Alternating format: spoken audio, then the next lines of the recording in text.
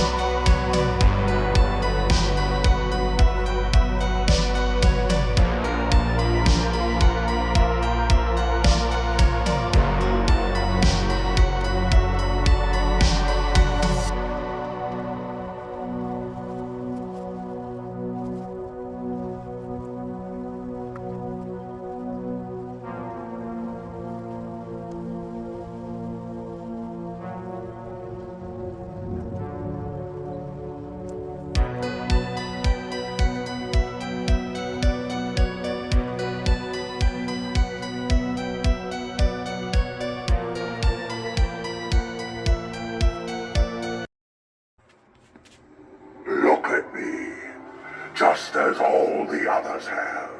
Now that I have you, your soul will be mine forever!